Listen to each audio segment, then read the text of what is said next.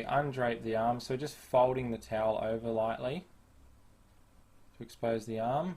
Some light compressions to the arm. You can do that through the towel or once you've undraped. So you see here, just folding the towel back so I've got the arm exposed, and then I just grasp it in a light handshake motion and give it a gentle shake, so lifting it lightly off the table.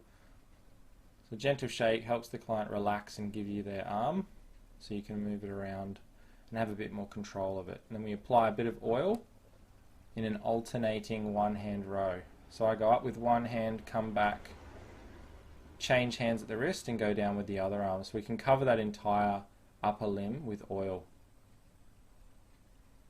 So it's a one-handed row, but I alternate hands so we can get the whole upper limb.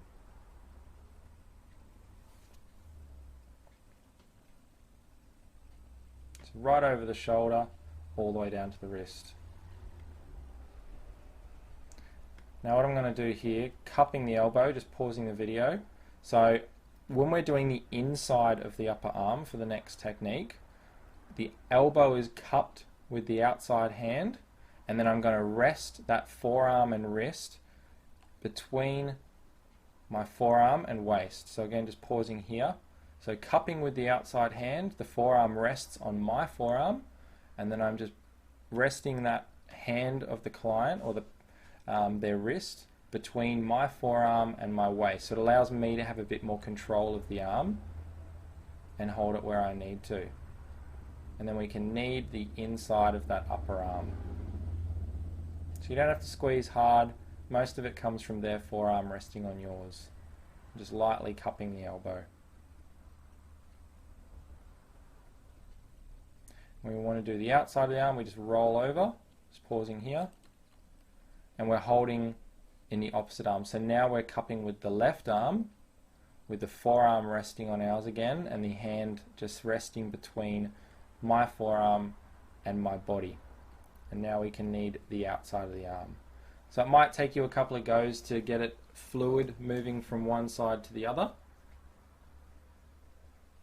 but it's easiest to control the arm if you've got it cupped in yours and resting along your forearm. And then we can drop that back on the table and we go into a one-handed C-scoops to the forearm.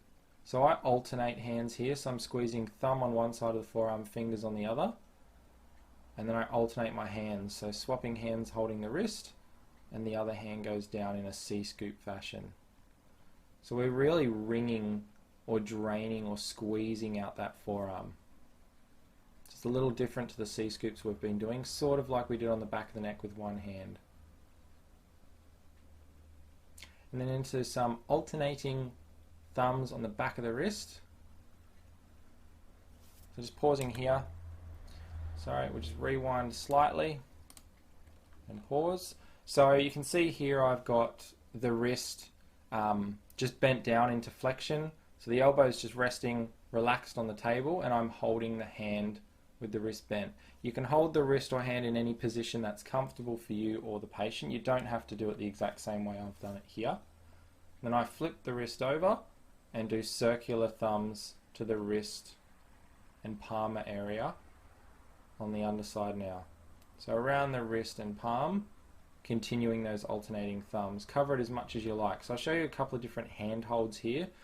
We can do it just with a loose hand, or we can also interlock certain fingers. So you can interlock the pinky and the thumb, or you can interlock all of your fingers with the client's fingers. So it all depends what feels comfortable for you and the client. The easiest way for you to get access to that palm. So here, interlocking all the fingers. So for that alternating thumbs on the palm, try a couple of different positions and see what's the best way for you to do that technique and what's comfortable for you and the client. You can change wrist positions here. We can change supination or pronation of the arm. So just another way to do the thumbs.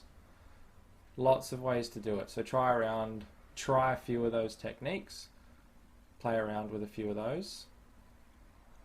And then we go into kneading the raise and the fingers. So we're going between the metacarpals like we did on the foot. I'm just going to pause here. So the foot, remember we were stripping between the metatarsals and then we worked our way up towards the toes. Now we're stripping between the metacarpals. So the same thing, but talking in relation to the hand.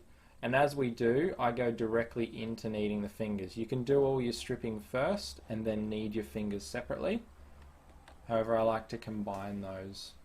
So stripping through the metacarpals, in this stage, and onto kneading the fingers.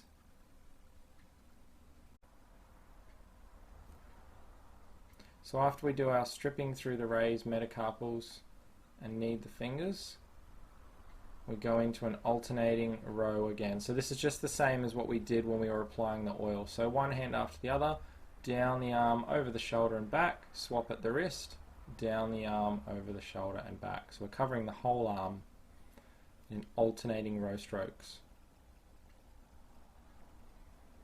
And then a gentle shake to finish off, followed by our nerve strokes and redraping. So nerve strokes, just the fingertips as usual. Redrape the arm and pat off any excess oil with some compressions. And then we're going to move around the other side onto the other arm. So once again, fold that towel back just to expose the arm. You can compress through the towel, you can compress just on the skin here like I have done with this one. Last one we compress through the towel. Doesn't matter however you want to do it, depends if the arm's draped.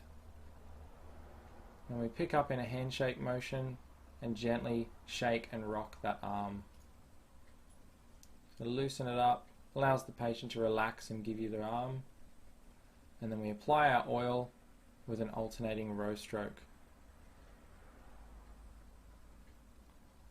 Remember not to cover the arm in oil. You don't need a lot, just enough that we're getting some glide. We don't want the arm soaking in oil. And that will come with experience. Alternating row strokes up the upper limb. And then once again, just pausing here. So remembering, if we're wanting to knead the inner arm, I've cupped with the outside arm, forearm resting on mine, and the hand just resting between my elbow and the waist. And then we can knead the inside of that upper arm.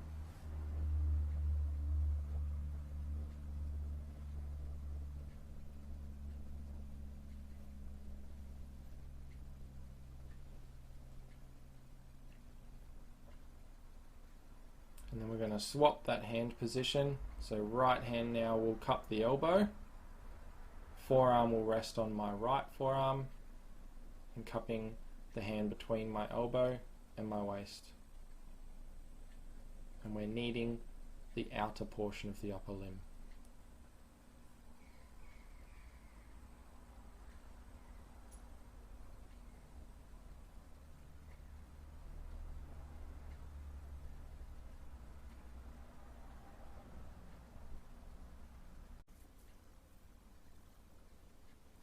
So from our kneading of the outer part of the upper limb, elbow rest back on the table, and we're doing our alternating C-scoop. So I'm using thumb on one side, fingers on the other side, squeezing those forearm muscles.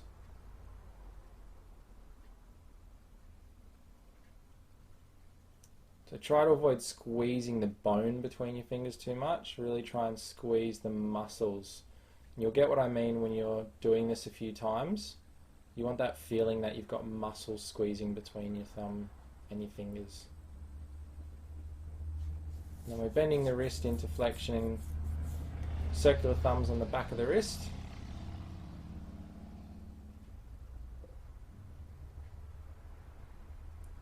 Flipping the wrist back into extension, and we've got circular thumbs, alternating thumbs on the front of the wrist and the palm.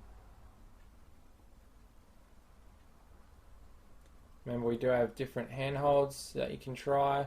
Interlock fingers, just interlocking a couple, the whole hand. Play around with a few of the different positions as you do those alternating thumbs.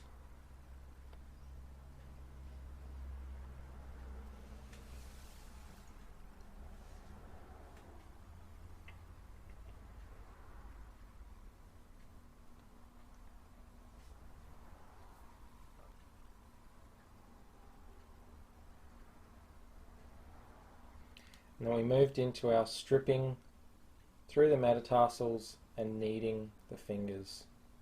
So because the hand is thinner, we're able to strip with the finger on one side, the thumb on the other side, so we can strip right between those metacarpals and knead each of those fingers. Doesn't matter whether you go thumb to pinky or pinky to thumb, totally up to you.